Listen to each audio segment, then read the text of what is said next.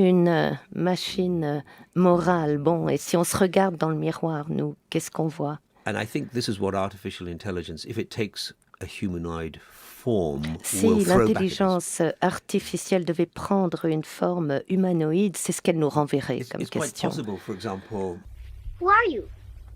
I'm Maria.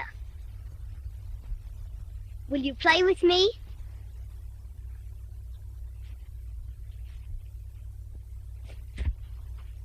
a machine that was more moral than Et dans ourselves. ce cas-là, on pourrait fabriquer une machine qui soit plus morale que nous-mêmes, que We nous know les how to humains. be good. On sait comment être bon.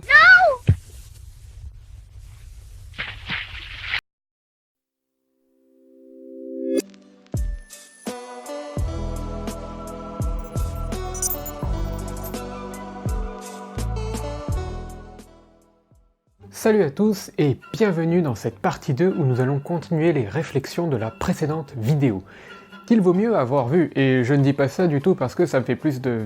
Si, complètement, si. Allez voir ma dernière vidéo, allez voir toutes mes vidéos, abonnez-vous à la chaîne, mettez la cloche... Ouais, voilà. On a vu qu'il était plus difficile que ce qu'il semblait à première vue de définir l'être humain selon l'énoncé des lois, le détenteur légitime de l'autorité. On a vu aussi qu'il existait un complexe Frankenstein, une crainte terrible de l'humanité envers ses propres créations, peur de se faire renverser par elles. Et enfin, notre fil rouge conseillé par Tartine Beurré, mon expert marketing pour créer de l'attention, F moral. Pourquoi un robot, le dénommé R. Giscard Reventlow, a-t-il étendu la première loi à l'humanité? Et en y obéissant, pourquoi a-t-il sombré en stase? Et c'est parti, pour commencer, est-ce que l'homme est un robot comme les autres?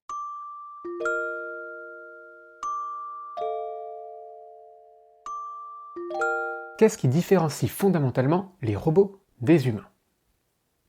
C'est une bonne question.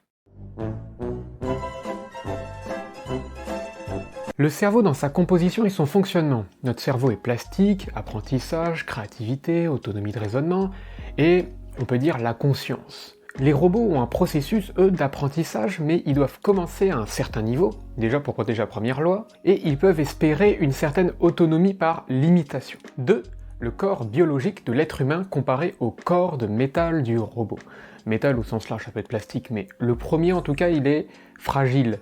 Et si le corps du robot se biologise entre guillemets tout en conservant ses avantages, plus solide comme ça, peut-être que la seconde loi elle deviendra caduque. Par exemple, les spatiens, qui on a vu sont ceux qui vivent dans les colonies spatiales, sont des transhumanistes. Ils ont une conception ouverte de la plasticité humaine. Ils acceptent qu'on puisse y rajouter des morceaux et l'améliorer, l'étendre. Cette conception est le produit d'une évolution épistémique dans l'ordre des mentalités de la société, mais aussi dans celui des sciences.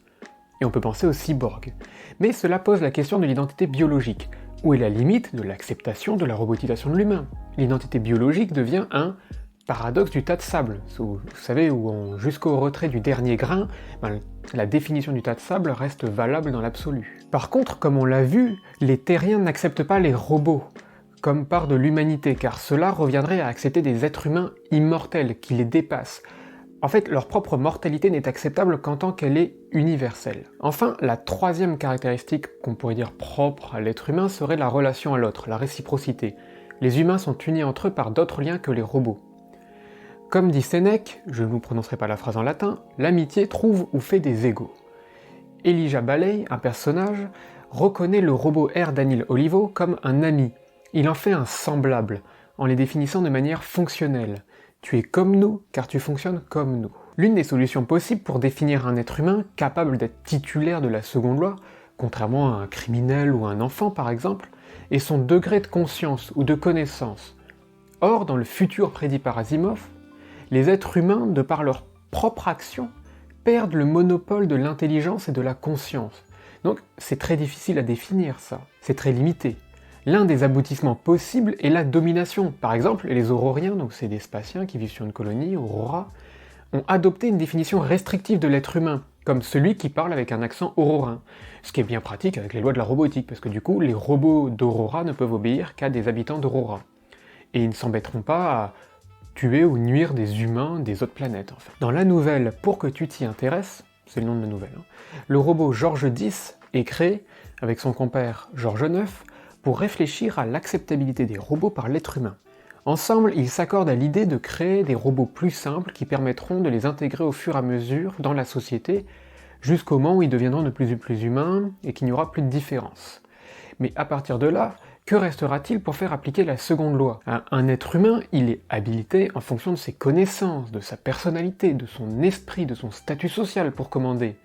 Pourtant, on se trouve dans une situation où deux robots, George IX et George X, considèrent qu'ils ont ces capacités, qu'ils ont ces connaissances. Ils sont même meilleurs que les êtres humains, ils se considèrent plus intelligents, et ils considèrent que des humains de notre sorte, parce qu'ils se considèrent comme humains à partir de ces définitions, une fois acceptés, n'auront plus à obéir aux humains de leur sorte. Nous, les humains biologiques, qui sont d'intérêt inférieur.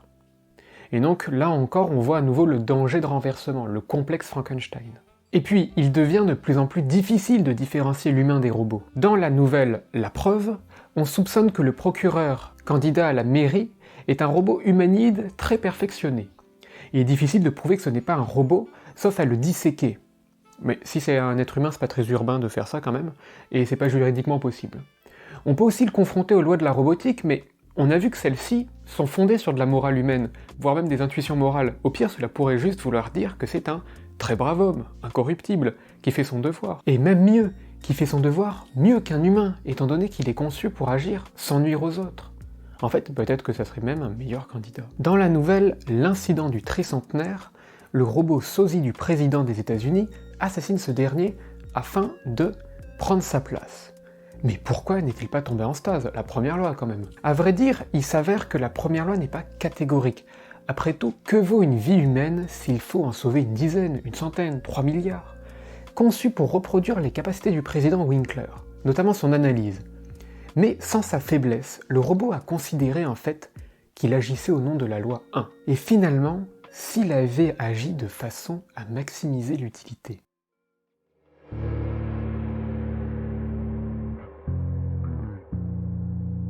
Selon le Trésor de la langue française, l'utilitarisme est une doctrine philosophique, donc je vous renvoie sur ce sujet aux vidéos de Science for All et de Monsieur Phi, qui l'expliquent en détail.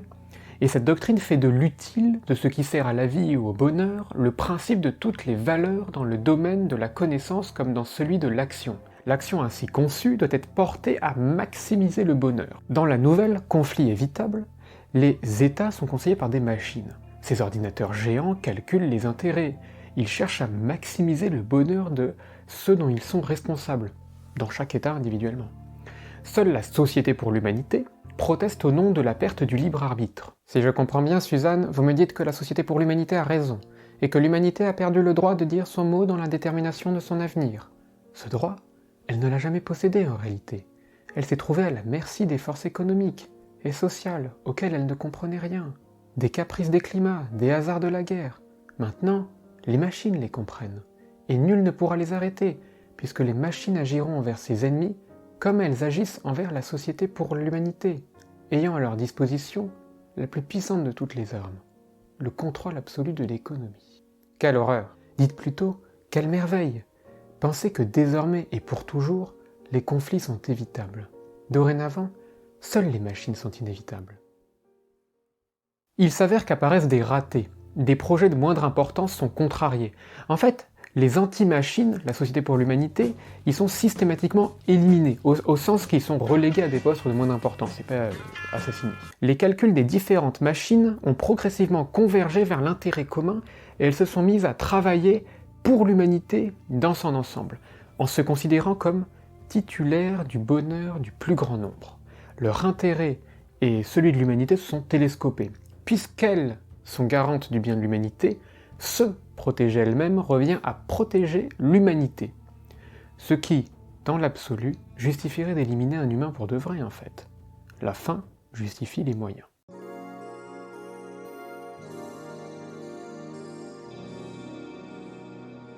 Ces événements préfigurent la loi 0. Dans Les robots et l'Empire, publié dans les années 1980, le robot R. Giscard Reventloff est confronté à un dilemme.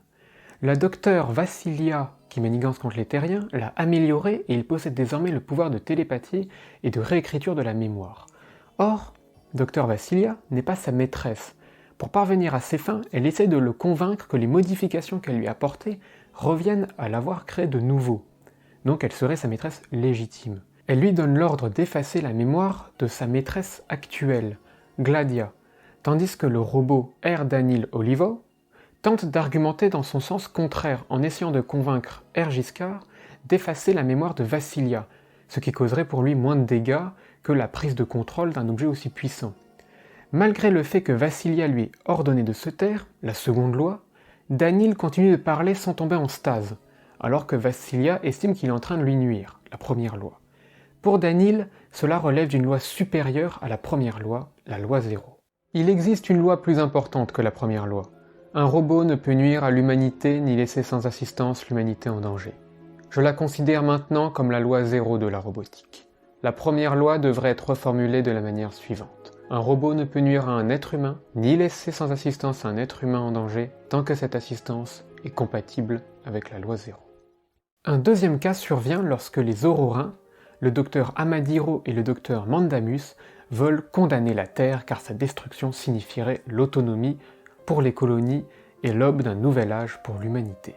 Leur plan est d'établir un point de radioactivité qui s'étendrait sur l'ensemble de la planète pendant une quinzaine de décennies, ce qui laisserait le temps aux terriens de se sauver, tout en croyant avoir affaire à un phénomène naturel. Mais Mandamus découvre que Amadiro veut accélérer le processus par haine des terriens. Au milieu de leur dispute arrivent les robots R. Giscard Ravenclaw et R. Danil Olivo. Le premier, Giscard, qui a les pouvoirs de télépathie, décide simultanément et à la surprise de tous, à la fois d'amnésier Amadiro qui veut détruire la Terre, et de figer le robot Danil afin que Mandamus puisse quand même mettre au point le plan originel. Ainsi, la Terre est condamnée d'ici la fin du siècle suivant. Il considère que son acte est bon au sens qu'il obligera l'humanité à s'étendre dans l'espace sans avoir une entité centrale passéiste. Pourtant, par la suite, son cerveau positronique finira par faiblir et s'éteindre. Pourquoi ? En fait, la loi 0 formulée par Danil est difficile à mettre en œuvre. L'humanité est une abstraction et on peut justifier tout et son contraire en son nom. Mais au moment où Danil la formule, elle est concrète puisqu'il s'agit d'empêcher que le robot Giscard tombe entre les mains du docteur Vassilia, ce qui représenterait un grand danger pour l'humanité. Mais ce qui différencie Vassilia de Danil, c'est qu'elle, humaine, a besoin de certitude pour agir, alors que Danil, sa responsabilité morale consiste à agir sur fond d'incertitude, sans connaissance du destin de l'humanité. Or, on a vu que chaque robot doit faire des comparaisons de variables quand il agit. À la fin, le robot Giscard reste sur le coup du sermon de Mandalamus. Après tout, peut-être que ses prédictions sont fausses, peut-être que les Spatiens triompheront et que son action n'a finalement pas profité à l'humanité, voire lui a causé un plus grand tort.